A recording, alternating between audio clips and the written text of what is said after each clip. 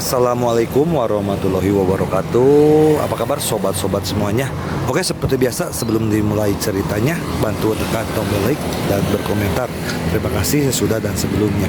Bab 1099, Mengapa kamu berpura-pura menjadi teman Jifei? Bukankah kalian orangnya Wu Chengfeng? Zhao Mengchen tiba-tiba bertanya. Orang yang datang terkejut dan menatap Zhao Mengchen dengan heran. Jelas tidak menyangka dia akan menebaknya. Bunuh dengan cepat. Tekad pria bertopeng untuk membunuh Zhao Mengchen dan yang lainnya menjadi lebih kuat. Apakah kamu dari Balai Naga? Melihat tidak ada jawaban, Zhao Mengchen bertanya lagi. Pria bertopeng itu terkejut lagi. Berapa banyak bukti yang diketahui pihak lain? Pemimpin itu memutar matanya dan berkata, "Kami dari Gerbang Merah. Tidak mungkin, ibu saya tidak akan membiarkanmu membunuh kami." Seng Lingyun adalah orang pertama yang keluar dan menyangkalnya. "Kamu terlalu banyak bertanya, pergi saja dan mati cepat." Desir, pisau tajam di tangannya terangkat, memancarkan napas dingin di bawah sinar bulan, dan aura pembunuh melonjak dalam sekejap. "Datanglah dan bunuh aku." Seng Lingyun berdiri di depan tanpa rasa takut. Ketika pihak lain mengatakan dia dari Hongmen, dia ingin menghadapinya terlebih dahulu, karena hanya dengan cara ini ketidakbersalahan Hongmen dapat dibersihkan. Zhao Mengchen dan ibunya Xiao Hongyan baru saja hendak berdamai, dan dia tidak ingin kejadian ini memengaruhi hubungan mereka. "Pergilah ke neraka." Pihak lain tidak berubah hanya karena Seng Lingyun berdiri.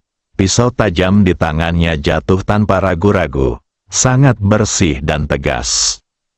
Ketika orang lain melihat pemimpinnya mengambil langkah pertama, tentu saja mereka tidak mau ketinggalan dan langsung menusuk dengan pisau mereka tanpa ragu-ragu. Pisau tajam itu semakin dekat ke Seng Lingyun dan yang lainnya. Tetapi wanita-wanita ini tidak mundur. Sebaliknya, wajah mereka menunjukkan ekspresi yang sangat bertekad. Tepat saat bilah pedang itu hendak menyentuh tubuh mereka, cahaya putih tiba-tiba menyambar di depan mata mereka. Engah, serangkaian suara terdengar, dan sebuah lubang berdarah muncul di dada pria bertopeng itu. Pisau yang telah diangkat tiba-tiba berhenti di udara. Ada keterkejutan dan ketidakpercayaan di matanya. Dia menatap hantu naga berpakaian putih dan pedang putih di depannya, seolah-olah dia telah melihat hantu di malam yang gelap. Terlalu cepat, aneh sekali, sulit dipercaya. Haha, Zhao Mengchen menatap beberapa orang yang tidak mau menyerah, dan bahkan ingin mati dengan mata terbelalak. "Tahukah kalian mengapa aku berbicara kepada kalian? Aku menunggunya kembali." Ledakan, perkataan Zhao Mengchen bagaikan trompet kematian. Setelah mendengarnya, beberapa orang mundur dengan enggan dan marah di mata mereka. Panggilan, para wanita di tempat kejadian semuanya menghela napas lega. Namun, setelah kejadian tadi, mereka tiba-tiba merasa telah tumbuh dan berkembang pesat. Jika pada saat-saat biasa, mereka pasti tidak akan memiliki kemauan sekuat itu. Long Meiying melangkah maju untuk memeriksa identitas orang-orang ini. Namun Zhao Mengchen langsung berkata, "Tidak perlu mencari, mereka adalah orang-orang saudara Long." Long Meiying terkejut, lalu wajahnya menjadi gelap. "Siapa saudara Long? Di mana dia? Aku akan membunuhnya." "Kamu tidak bisa membunuhnya." Long Meiying mengepalkan tangannya erat-erat, tampak sangat tidak rela.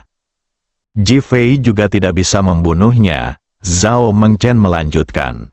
Long Meiying menatap Zhao Mengchen dengan heran. Dia tidak bisa, dan pria itu pun tidak bisa, dan hal itu mengejutkannya. "Ayo kita semua kembali dan beristirahat." Setelah Zhao Mengchen selesai berbicara, dia berjalan menuju rumah. Semua orang menatap punggungnya dengan bingung. "Bagaimana kabar Jifei?" Seng Lingyun melangkah maju dan bertanya pada Long Meiying. Li Ruoxi sudah pergi, kalau dia tidak bisa menyelesaikan masalah, apa gunanya dia? Zhao Mengchen bahkan tidak menoleh dan berbicara kepada Seng Lingyun di belakangnya. Seng Lingyun dan yang lainnya terdiam ketika ditanya. Long Meiying melangkah maju dan mulai merawat Oda Miki dan yang lainnya. Untungnya, ketiga wanita itu tidak terluka parah. Bahkan Ansi Lixiang hanya ditusuk di perut bagian bawah. Beberapa orang tidak pergi ke rumah sakit. Semua orang memberi mereka pertolongan pertama dan mengirim mereka ke kamar. Long Meiying menelepon Bai Song dan memintanya untuk memantau dan melacak, dan juga memanggil Teng untuk memperkuat pertahanan. Dia tidak tahu bagaimana Zhao Mengchen bisa menebak apa yang telah dilakukan saudara Long, tetapi dia ingat apa yang dikatakan Zhao Mengchen, jadi dia menjadi sangat berhati-hati. Saudara Long telah menerima laporan itu. Dia mendengar bahwa orang-orang yang dia kirim tidak membunuh Zhao Mengchen dan yang lainnya. Dia menghancurkan peralatan minum teh di depannya dengan marah. Dasar sekelompok orang yang tidak berguna. Mereka bahkan tidak bisa membunuh beberapa wanita. Dia berteriak dengan marah, wajahnya penuh dengan niat membunuh. Setelah berpikir sejenak, dia memanggil Suhu. Beritahu Cao Fin agar mengirim orang ke kantor polisi tempat Ji Fei ditahan dan bunuh beberapa dari mereka, dengan mengatakan itu untuk menyelamatkan Ji Fei. Mendengar ini, Su Hou menambah biaya yang harus dikeluarkan Ji Fei dan sangat terkejut, lalu segera membuat pengaturan. Cao Fin tidak ragu-ragu dan segera mengirim seseorang. Kini bagi Ji Fei, tak ada jalan kembali. Saudara Long dan Wu Chengfeng menelepon dan memintanya untuk menghubungi kantor polisi dan memastikan untuk menjebak Ji Fei untuk sementara waktu. Wu Chengfeng menjaminnya saat itu juga. Saudara Long duduk di kursi dan mulai berpikir apakah dia harus mengambil tindakan terhadap Zhao Mengchen dan yang lainnya lagi. Saat ini, kantor polisi, Li Ruoxi, Feng Huang dan dua orang lainnya bergegas ke kantor polisi dan langsung dihentikan oleh seorang pria berseragam. Wajah Li Ruoxi penuh dengan kecemasan. Saya istri Ji Fei, dan saya ingin mengajukan jaminan untuk Ji Fei. Maaf, kasus Ji Fei masih dalam penyelidikan dan dia tidak bisa dibebaskan dengan jaminan sekarang.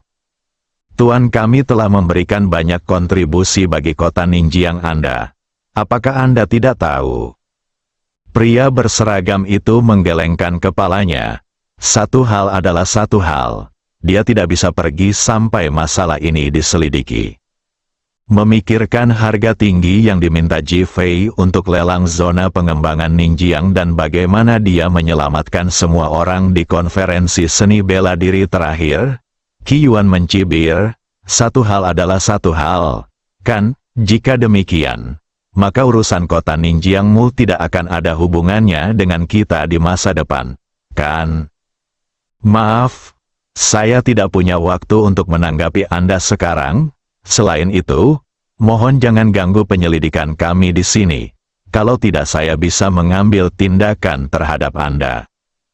Pria berseragam itu sangat kasar. Mengambil tindakan. Tindakan apa? Beritahu aku. Phoenix mencibir. Phoenix, Qi Yuan, jangan khawatir. Aku akan memanggil pengacara sekarang. Saat mencoba membujuknya, Li Ruoxi menelepon pengacara perusahaan. Ketika panggilan telepon datang, pihak lain langsung setuju untuk datang. Setelah menutup telepon, dia menatap pria berseragam itu dengan ekspresi serius. Jika Ji Fei diperlakukan tidak adil, grup Li kami pasti akan meminta pertanggungjawabanmu. Dia berbalik dan menatap Feng Huang dan Qi Yuan. Ayo keluar dan menunggu. Tarik Phoenix keluar. Kemarahan melonjak di wajah Qi Yuan, tetapi dia akhirnya menahannya dan berbalik untuk berjalan keluar. 3 orang berdiri di luar, menunggu dengan cemas. 10 menit kemudian, 2 SUV Land Rover tiba-tiba datang. Mereka bertiga mengerutkan kening dan menatap kedua mobil itu. Tak lama kemudian, 8 pemuda bertato dan berambut kuning turun. Beberapa orang keluar dari mobil, mengabaikan Lee Ruosi dan yang lainnya, dan berjalan menuju gedung polisi. Pria berseragam yang baru saja menghentikan Lee Ruosi dan yang lainnya juga terkejut ketika melihat 8 orang itu. Dia berdiri dan bertanya, "Siapa kalian? Apakah Ji Fei ditahan di kantor polisi ini?" Salah satu pria berambut kuning melangkah maju dan bertanya sambil tersenyum dipaksakan. Polisi itu tertegun, tetapi mengangguk, "Apa yang Anda inginkan dari saya? Siapa yang memberimu keberanian untuk menangkap saudara Ji?" Saat pria berambut kuning itu berbicara, dia mengeluarkan pisau tajam dan menikam polisi itu tepat di perut. "Hancurkan mereka sampai mati, hancurkan mereka semua." Pria berambut kuning itu berteriak, menendang pria berseragam hingga terjatuh dengan keras, dan mulai memukul barang-barang. Pria berseragam di dalam mendengar suara itu dan bergegas keluar. Melihat 8 orang menyerang kantor polisi, dia menjadi marah dan mengeluarkan pistolnya. "Angkat tanganmu. Lepaskan kakak Ji, kalau tidak, kami akan membunuh kalian semua." Pria berambut kuning itu berteriak dan menyerbu ke arah pria berseragam sambil menenteng pisau di tangan. Pria berseragam itu menarik pelatuknya tanpa ragu. Dengan suara keras, pria berambut kuning itu tertembak di kaki kanannya. Tubuhnya miring dan dia jatuh ke tanah.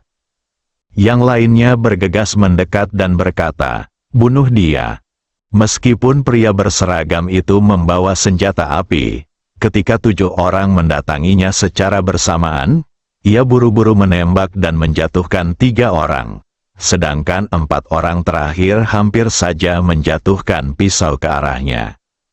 Tepat saat ketakutan dan keputusasaan muncul di mata pria berseragam itu, sesosok tiba-tiba melintas di depannya, dan Qi Yuan muncul di depannya. Dia mengayunkan tinjunya, dan keempat orang itu terbang seperti layang-layang yang talinya putus. "Mengapa kamu berpura-pura menjadi teman Ji Fei?" Qi Yuan bertanya dengan tegas. "Bab 1100 kita sudah tahu siapa yang mengirim kita." Qi Yuan dan yang lainnya masih terkejut ketika melihat 8 orang turun dari bus. Saat dia melihat ke dalam dengan rasa ingin tahu, dia mendengar pria berambut kuning itu bertanya pada Ji Fei, dan dia menyadari ada yang tidak beres. Bagaimana bisa Ji Fei memiliki bawahan seperti itu? Ini penjahat, dan mereka bahkan tidak mengetahuinya. Qi Yuan meminta Feng Huang untuk melindungi Lee Ruosi, dan dia berjalan masuk. Alhasil, pihak lawan sama sekali tidak ragu dan langsung menyerang, sehingga tidak sempat menyelamatkannya dengan segera.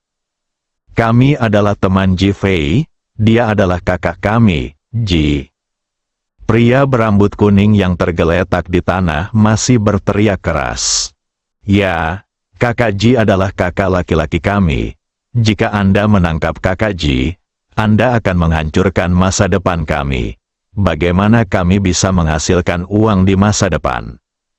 Pemimpinnya, pria berambut kuning, mengeluarkan sekantong tepung dari sakunya dan melemparkannya ke depan polisi. "Jika Anda menangkap saudara Ji, dari mana kita akan mendapatkan barang dan menghasilkan uang di masa mendatang?" Qi Yuan begitu marah hingga paru-parunya hampir meledak. Ini dilakukannya untuk menyelamatkan Ji Fei atau dengan sengaja memperparah kejahatan Ji Fei dan ingin agar Ji Fei dikurung selamanya. "Kamu mencari kematian, ada niat membunuh di matanya. Apakah kalian akan membunuh kami untuk membungkam kami? Membunuh kami tidak akan menutupi kekaguman kami terhadap saudara Ji, juga tidak akan mengubah fakta bahwa kami bergantung pada saudara Ji untuk menghasilkan uang." Pria berambut kuning itu terus berteriak. Tepat saat Qi Yuan hendak mengambil tindakan, seseorang di sampingnya berteriak cemas, "Leng Hai, apa kabar?" Pria berseragam yang baru saja diselamatkan oleh Qi Yuan memeluk erat rekannya yang terluka dan mulai berteriak, sambil memanggil bantuan dan ambulans. Kondisi orang yang terluka itu serius. Qi Yuan berjalan cepat dan mengangkat tangannya untuk memeriksa kondisi orang yang terluka itu. Dia ingin membunuh orang untuk membungkam mereka. Huang Mao berteriak dari samping, "Untuk menaklukkan seorang pria, kau harus mengeluarkan senjatamu." Jarum perak di tangan Qi Yuan telah mengenai Leng Hai. Lalu ia segera menggunakan akupuntur untuk menghentikan pendarahan dan membalut lukanya. Ia menundukkan pria itu dan perlahan-lahan meletakkan pistol di tangannya. Dia hampir tertipu. Jika bukan karena Qi Yuan, dia mungkin sudah mati. Bagaimana Qi Yuan bisa menyakitinya? Huang Mao dan yang lainnya menunjukkan kekecewaan di wajah mereka. Mereka awalnya ingin menggunakan kemarahan pria berseragam itu untuk membunuh Qi Yuan secara langsung. Tetapi Qi Yuan mengambil inisiatif untuk menyerang, membiarkan pria berseragam itu mengendalikan amarahnya. Kurang dari 10 menit kemudian, Qi Yuan berdiri dan berkata, "Dia baik-baik saja, ayo kita ke rumah sakit untuk perawatan darurat, limpa dan perutnya terluka." Pria berseragam itu mengangguk, "Terima kasih." Qi Yuan tidak mengatakan apa-apa, berbalik dan berjalan menuju pria berambut kuning itu. "Wah, apakah kamu masih saudaranya Kakak Ji? Kamu bahkan tidak membantu Kakak Ji melampiaskan amarahnya.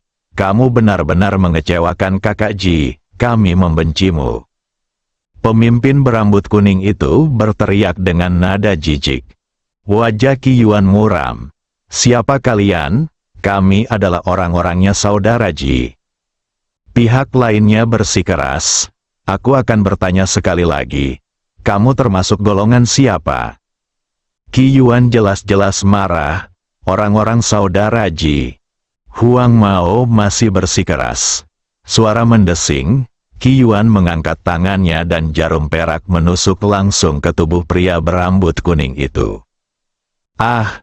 Pria berambut kuning itu menjerit kesakitan, dengan ekspresi kesakitan di wajahnya. "Kamu masih punya kesempatan untuk mengatakan kebenaran sekarang, kalau tidak aku akan membuatmu menjalani kehidupan yang lebih buruk dari kematian." "Saudara Ji, kami adalah orang-orangnya saudara Ji." Pria berambut kuning lainnya berteriak pada saat yang sama.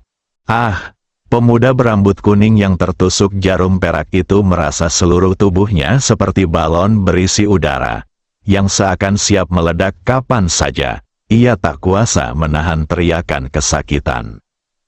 "Polisi, dia melukai seseorang di kantor polisi Anda. Apakah Anda tidak peduli?"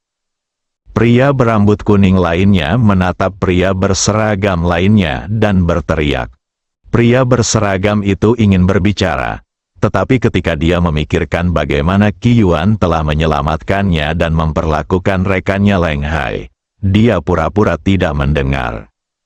Berdasarkan pengalamannya, orang-orang ini sengaja menjebak Ji Fei. Kalau tidak, mengapa mereka mengeluarkan tepung?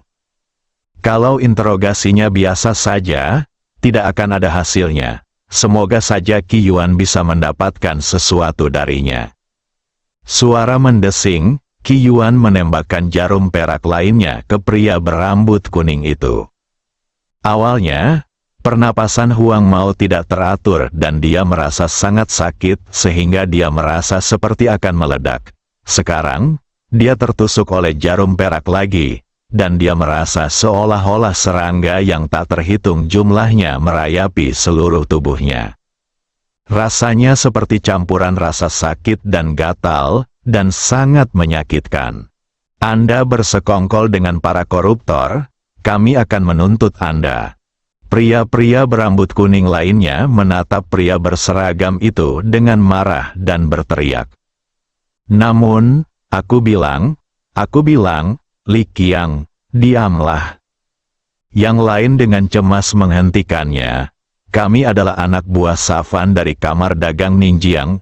Dia mengirim kami ke sini.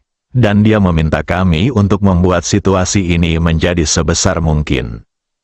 Pria berambut kuning itu kesakitan dan gatal setelah ditusuk 2 jarum perak. Dia tidak peduli dengan ancaman dari teman-temannya dan prioritas utamanya adalah tetap hidup. Qi Yuan sudah tahu apa yang terjadi malam ini, dan langsung memasukkan Cao Fin ini ke daftar kematian. Apakah kamu akan menuliskannya dan menjelaskannya sendiri, atau kamu akan melakukan hal yang sama seperti dia? Sambil menggoyangkan jarum perak itu, dia memandang pria-pria berambut kuning lainnya. Wajah ketujuh orang itu tiba-tiba berubah, dan ketakutan muncul di mata mereka. Si lelaki berambut kuning itu begitu putus asa hingga lupa akan janjinya dan mengakuinya. Hal itu menunjukkan bahwa jarum perak itu sangat menakutkan. Qi Yuan sudah melempar kertas dan pena ke tanah. Aku memberimu kesempatan, ambil saja sendiri. Saya menulis, anak laki-laki berambut kuning, yang kesakitan dan gatal, adalah orang pertama yang berteriak. Qi Yuan mencabut jarum perak, dan rasa gatal di tubuh Huang Mao langsung hilang, dan dia tampak bernapas lega. Tanpa ragu-ragu, dia segera mulai menuliskan situasi tersebut. Setelah segera selesai menulis, Qi Yuan mengambil surat itu dan menyerahkannya kepada pria berseragam itu. Pria berseragam itu melihatnya dan mengangguk. Qi Yuan menatap yang lain, apakah kalian akan langsung menandatanganinya, atau menulisnya lagi? Jarum perak di tangannya mulai bergetar di depan mereka. Semua orang merasakan dinginnya jarum perak itu dan tanpa sadar menatap pria berambut kuning di sebelahnya. Dia masih memiliki jarum perak di tubuhnya, wajahnya memerah dan putih, dan dia tampak sangat kesakitan. Tanda tangani, aku sudah tanda tangani, aku sudah mengakui semuanya, apa gunanya kalau kamu tidak mengakuinya? Huang Mao berteriak cemas. 7 orang yang tersisa memikirkannya dan langsung mengerti bahwa ini adalah kebenaran. Saya tanda tangani, saya tanda tangani. 7 orang mulai menandatangani pengakuan. Setelah menandatangani dengan cepat, Qi Yuan menyerahkan kertas itu kepada pria berseragam. Pria berseragam itu hendak menelepon ketika mobil polisi dan ambulans datang menderu keluar. Karena sudah malam, beberapa polisi yang bertugas berada di luar. Hanya ada dia dan Leng Hai di sana.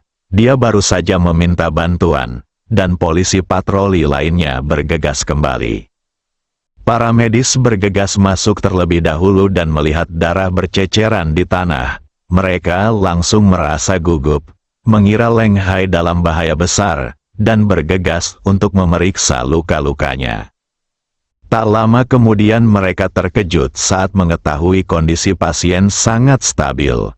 Jika normal, dia pasti sudah meninggal. Seorang dokter berdiri dan menatap pria berseragam itu. Tindakan pertolongan pertama Anda sangat baik. Dia baik-baik saja sekarang. Pria berseragam itu terkejut. Awalnya dia tidak yakin dengan Qi Yuan. Namun setelah mendengar kata-kata ini, dia langsung mengulurkan tangannya ke Qi Yuan dan berkata, "Terima kasih." Qi Yuan meremasnya dengan lembut dan berkata, "Jika kau ingin berterima kasih padaku, maka bersihkan nama baik saudara Ji." Pria berseragam itu mengangguk. Pada saat ini, rekan-rekan lainnya datang dan melihat bahwa Leng Hai terluka parah. Mereka segera menatap tajam ke arah pria berambut kuning di depan mereka dan berkata, "Bawa dia untuk diinterogasi." "Tidak perlu, kita sudah tahu siapa yang mengirimnya." Pria berseragam itu mengambil kertas yang ditulis Huang Mao dan menyerahkannya kepada mereka. "Siapa yang melakukannya?" "Orang-orang Syafin," kata pria berseragam itu. "Pergi, pergi dan tangkap Chow Fin. Tepat saat mereka hendak berbalik, sebuah mobil berhenti di luar dan Chow Fin berlari masuk. Terengah-engah, bersambung.